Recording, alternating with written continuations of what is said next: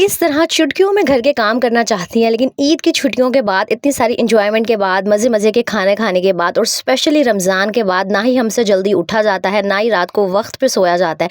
तो फिर घर को किस तरह से मैनेज किया जाए, तो बस आज की वीडियो आपके लिए बहुत ही ज़्यादा हेल्पफुल और यूज़फुल होने वाली है। मैं अपनी बहनों को बताऊँगी कि ईद की सुस्ती को किस तरह से दूर भगा के हर काम को वक्त पे ख़त्म करना है, बहुत सारा टाइम भी सेव करना है और साथ ही मज़े मज़े के खाने बनाएंगे। और आपको अपने बर्तनों को चमकाने का एक बहुत ही फिट सा DIY क्लीनर भी बनाना सिखाऊंगी, जो पहले भी बहुत दफ़ा सिखा चुकी हूँ।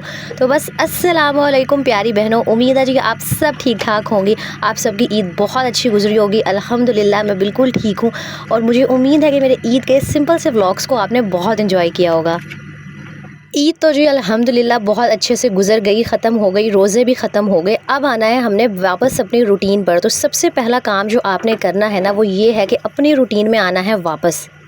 और रूटीन में वापस आने के लिए, अपने दिन को प्रोडक्टिव बनाने के लिए, टाइम मैनेजमेंट के लिए जो नंबर 1 टिप है ना, वो ये है कि आपने दोबारा से ना सुबह जल्दी उठना स्टार्ट कर देना। रोज़ों में जब हम सहरी के बाद सोते थे ना, तो बहुत सारा काम हुआ होता था। मेरी बहुत सारी बहनें किचन भी साफ़ कर लेती होंगी और 8-9 बजे तक ना उठने की रूटीन हो गई थी। तो सबसे पहला जो आजकल हमें मुश्किल काम लग रहा है ना, वो ये है कि सुबह उठा नहीं जा रहा। लेकिन आपने कोशिश करनी है, फजर के टाइम ना सही नमाज़ पढ़ के आप सो जाएँ, लेकिन वापस कोशिश करें कि आप 7 साढ़े 7 बजे जल्दी उठ जाएँ, क्योंकि सुबह का जो टाइम है ना, वो प्रोडक्टिव होता है। हम पूरी रात की नींद पूरी करके ना बहुत एनर्जेटिक होते हैं। तो सुबह के टाइम जितना आप काम कर सकती हैं ना, आपने कोशिश करनी है कि जल्दी उठ के हर काम को ना मैनेज करने की और फटाफट से ख़त्म करने की कोशिश करनी है।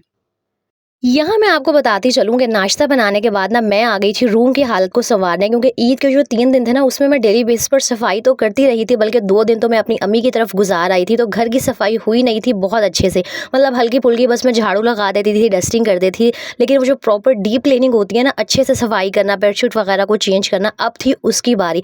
लेकिन ये सारा काम मुझे खुद को भी बहुत मुश्किल लग रहा था। तो सोचा कि अगर मुझे मुश्किल लग रहा है तो मेरी बहनों को भी ना रूटीन में वापस आने में ज़रूर मुश्किल हो रही होगी। तो आज की वीडियो बनाने का मेरा मकसद ही यही है कि आपने किस तरह से ना वापस अपने दिन को प्रोडक्टिव बनाना है, अपनी सुस्ती को दूर भगाना है और घर को दोबारा से नया करके चमका सा लेना है। और दूसरी जो टिप है ना, वो ये है कि आपने एक ही दिन में ना पूरा घर जो है वो क्लीन करने की कोशिश नहीं करनी। मेरी कुछ बहनों के घर बड़े होंगे, कुछ के मेरी तरह छोटे होंगे, कुछ किराए के घर में रहती हैं, जिनके पास मेरी तरह एक ही रूम होगा, एक ही किचन होगा। लेकिन आपको एक बात बताती चलूँ, घर चाहे छोटा हो या बड़ा, उसके जो काम है ना, वो कभी ख़त्म हो ही नहीं सकते। तो आपने अपने आप को ओवरबर्डनाइज बिल्कुल नहीं करना। एक स्केड्यूल बना लेना है, डिसाइड कर लेना है कि आज के दिन में मैंने ये वाला काम करना है, नेक्स्ट डे मैंने ये काम करना है। अगर एक ही वक्त में सारे कामों को करने की कोशिश करेंगी ना, तो आप थक जाएंगी। तो हर दिन सेट कर लेंगे, मंडे को लॉन्ड्री करेंगी, ट्यूसडे को डीप क्लीनिंग करेंगे, फिर फ्रिज की सफाई है, ओवन की सफाई है। वैसे आज के व्लॉग में आपको मैं दिखाऊंगी, मैंने पूरा रमज़ान अपना जो माइक्रोवेव ओवन है उसे क्लीन नहीं किया था। तो अब आहिस्ता आहिस्ता करके रूटीन में वापस आना है और मैं अपने आप को बर्डनाइज बिल्कुल नहीं करूँगी। आज मैंने बेडशीट्स चेंज की और ये जो अपने रूम का मिरर था इसको क्लीन किया, क्योंकि ये जो सारे काम है ना, मैंने रमज़ान में वो बिल्कुल स्टॉप कर दिए थे। मैं रमज़ान में सिर्फ ज़रूरी काम किया करती थी ताकि मैं थकूँ नहीं। रमज़ान से पहले डीप क्लीनिंग की थी, लेकिन घर है, बच्चे हैं, गंदा हो जाता है। तो आई एम श्योर आप सबका घर भी ना ईद के बाद बहुत बुरी हालत में आया हुआ होगा। तो आपने मेरे साथ मिलके आहिस्ता आहिस्ता डेली बेसिस पर उसको क्लीन करना है और मुझे उम्मीद है, बल्कि यकीन है कि आहिस्ता आहिस्ता ना हम अपनी रूटीन पर वापस आ जाएंगे। और यहाँ आपको एक बहुत अच्छी सी टिप बताती हूँ कि मेरी जिन बहनों को काम करने में सुस्ती हो रही होती है ना, उठने का दिल नहीं कर रहा होता। एक तो ये जो हमारा मोबाइल है ना, ये जब हाथ में आ जाता है तो बस रील्स देखने में, टिकटॉक देखने में बहुत सारा टाइम वेस्ट हो जाता है। तो जिनके साथ ये वाला इशू है ना कि उनसे उठा नहीं जाता, काम शुरू करने की समझ नहीं आती कि कहाँ से स्टार्ट करना है, तो मैं तो ऐसा करती हूँ, जब मुझे बहुत ज़्यादा सुस्ती हो रही होती है और कुछ करने का दिल नहीं कर रहा होता, मैं अपने मोबाइल में 10 या 15 मिनट का टाइमर लगा लेती हूँ और उस 10 या 15 मिनट में ना मैं ब्रेक लिए बगैर हर काम करती हूँ। और आप यकीन करें, मेरा छोटा सा घर है, वो 10-15 मिनट में ना साफ़ हो भी जाता है। लेकिन बस आपने कोशिश ये करनी है कि फुल कंसंट्रेशन के साथ ना उस 10 मिनट को यूज़ करना है और हर चीज़ को ना फटाफट से करने की कोशिश करनी है। और जब भी आप सफाई करें ना, तो पहले कोशिश किया करें कि जो चीज़ें बिखरी हुई हैं, फैली हुई हैं, उनको उनकी जगह पे रख दें और उसके बाद आप झाड़ू और फिर वो जो मोपिंग वाला काम है ना, वो करें। और क्योंकि अब गर्मियाँ आ गई हैं और मक्खियों का सीज़न आ गया, तो जब भी आप पोछा लगाती हैं या मासी से लगवाती हैं, खुद लगाती हैं, तो ये जो सेंटेड फ़रनाइल आती है ना, जिसमें खुशबू आ रही होती है, ये अपने पानी में मिक्स कर लिया करें। और अगर आपके पास ये फ़रनाइल नहीं है तो कम्फर्ट का फैब्रिक कंडीशनर भी आप एक ढक्कन ना अपने ये मोप वाले पानी में मिक्स करके फिर मोपिंग किया करें आपके रूम से। और जहाँ जहाँ आप ये लगाएंगी ना पोछा, बहुत प्यारी सी खुशबू आएगी। और साथ ही जब आप सारे काम से फ्री हो जाए ना, तो आपने एक दफ़ा फर्नीचर की डस्टिंग लाजमी करनी है। यहाँ पर आप फर्नीचर के हालात चेक कर सकते हैं। डेली बेस पर इसको साफ़ करने के बावजूद मुझे समझ नहीं आता कि इतनी मिट्टी कहाँ से आ जाती है। और जिन बहनों का इस तरह का ये चिन्योटी स्टाइल का फर्नीचर है, इसकी तो क्लीनिंग का फिर बहुत ज़्यादा ख्याल रखना होता है। तो आप जब सारे कामों से फ्री हो जाती हैं, झाड़ू से, पोछे से, तो एक दफ़ा ना कोई भी नरम फाइबर क्लॉथ लेके ना अच्छे से डस्टिंग किया करें। और मैंने ये एक DIY क्लीनर बल्कि एयर फ्रेशनर बना के रखा हुआ है। कम्फर्ट को और पानी को मिक्स करके ये लाजमी रूम में स्प्रे किया करें। मेरे जिन बहनों के पास एक ही रूम है ना, वो तो इस फ्रेशनर को लाजमी यूज़ किया करें। अच्छा, सारी सफाई वगैरह करने के बाद मैं किचन में आ गई थी। यहाँ किचन के हालात आप चेक कर सकते हैं, बहुत ज़्यादा मैले बर्तन नाश्ते के इकट्ठे हुए हुए थे। और यहाँ पे मेरे माइक्रोवेव ओवन की हालत आप चेक करें, इसको मैंने पूरा मंथ क्लीन नहीं किया था। तो अगर अभी तक आपने भी अपना माइक्रोवेव ओवन क्लीन नहीं किया ना, रमज़ान के बाद उसके कुछ इस तरह के हालात हो रहे हैं, तो मेरी वीडियो देखने के बाद आज आप पहला काम यही कीजिएगा कि अपने माइक्रोवेव ओवन को क्लीन कीजिएगा। इस तरह ना डेली बेस पर एक एक चीज़ को हम डीप क्लीन करते जाएंगे, रूटीन पर भी वापस आ जाएंगे, और जो घर है ना वो दोबारा से हमारा बिल्कुल नीट क्लीन और साफ़ सुथरा होता जाएगा।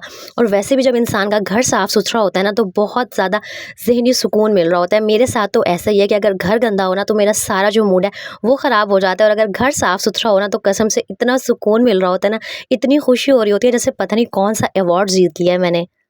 अच्छा, मुझे ना ये माइक्रोवेव ओवन को साफ़ करना, कपड़े समेटना, ये सब कुछ इतना मुश्किल लग रहा होता है ना। कुछ काम ऐसे होते हैं जो इंसान को करना बिल्कुल पसंद नहीं होते, और माइक्रोवेव ओवन को साफ़ करना ना उनमें से एक काम है। मुझे कमेंट करके बताइएगा कि वो कौन-सा ऐसा घर का काम है जो आपको करना बिल्कुल नहीं पसंद, लेकिन फिर भी आपको करना पड़ता है।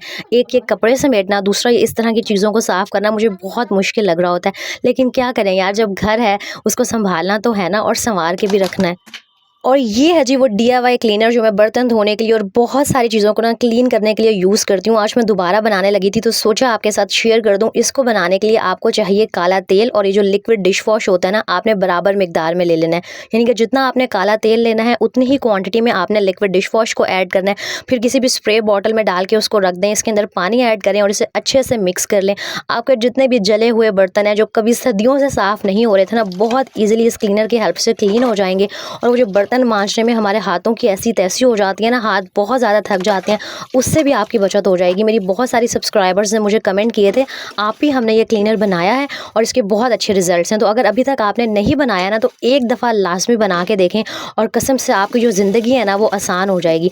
अक्सर कोई चीज़ जल जाती है, या ना भी जल जाए तो जो स्टील के बर्तन हैं वो बहुत गंदे हो जाते हैं, उनकी जो शाइन है वो ख़राब हो जाती है। तो इस क्लीनर की हेल्प से ना आप अपने बर्तनों को बहुत ज़्यादा चमका सकते हैं, बल्कि ऐसे लगेंगे जो आपके बर्तन है बिल्कुल न्यू आए हैं। और साथ ही जो हमारा सिंक है, इसकी भी ना शाइन ख़राब हो जाती है बर्तन धुलने की वजह से, चिकनाई की वजह से। तो इस क्लीनर की हेल्प से ना आप दुनिया जहान की हर चीज़ को बहुत ईजिली क्लीन कर सकते हैं, वो भी बगैर थके। अच्छा, अभी तक ना मैंने वो जो ईद वाले कपड़े हैं उनको वॉश नहीं किया, मतलब जब से ईद ख़त्म हुई है 1-2 दिन ही हुए हैं, तो मैंने अभी तक ना मशीन नहीं लगाई है। तो आपने भी यही कोशिश करनी है कि एक-एक करके ना हर काम को मैनेज करने की कोशिश करनी है, क्योंकि रमज़ान में जो रूटीन थी ना, उसमें हमें 3 बजे के करीब किचन में आना होता था। लेकिन अब हमने ज़ोहर की नमाज़ से पहले-पहले घर को भी साफ़ करना है, खाना भी बनाना है, हर चीज़ को देखना है, बच्चों के स्कूल से आने से पहले लंच को भी रेडी करना है। तो मैंने इसीलिए अपने आप को इतना ज़्यादा बर्डनाइज़ नहीं किया था कि एक ही दिन में काम कर कर के मेरी बस हो जाए। अभी मैंने मशीन भी लगानी है, तो आपने भी कोशिश करनी है कि हर काम को ना स्टेप बाय स्टेप करने की कोशिश करनी है। एक पेन या पेपर ले लें, या अपने मोबाइल में लिस्ट बना लें कि आज के दिन ये काम करना है, अगले दिन ये काम करना है। इस तरह आपका जो घर है वो भी बिल्कुल साफ़ सुथरा हो जाएगा, और आप ना जो है वो थकेंगी भी नहीं।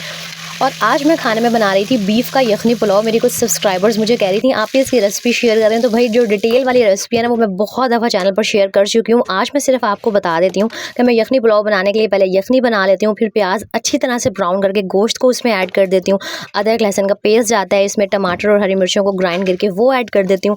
और स्पाइसेस में मैं खड़े मसाले के अलावा ना इसके अंदर सिर्फ नमक ऐड करती हूँ और सूखा धनिया, एंड दैट्स इट। और मैं कुछ भी ऐड नहीं करती, और बिल्कुल ना एक चुटकी से थोड़ा सा ज़्यादा गरम मसाला, क्योंकि मैं ज़्यादा गरम मसाला ऐड नहीं करती है, क्योंकि ऑलरेडी खड़े मसाले ऐड हुए हुए होते हैं। तो बस इस तरह की रेसिपी से अगर आप यखनी पुलाव बनाएंगी ना, तो बहुत अच्छा बनेगा।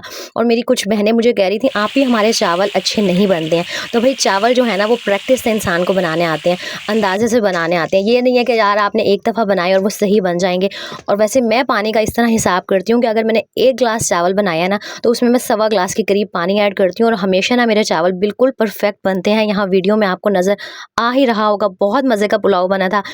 और अच्छा रमज़ान में ना हमारे खाने-पीने की जो रूटीन थी वो बिल्कुल चेंज होती है, लेकिन अब ईद ख़त्म हो गई है, रोज़े ख़त्म हो गए हैं, तो अब आपने ये करना है कि मील प्लानिंग कर लेनी है। पूरे अपने ना वीक का मेन्यू डिसाइड करके रख लिया करें कि आज ये बनाना है, नेक्स्ट डे ये बनाना है।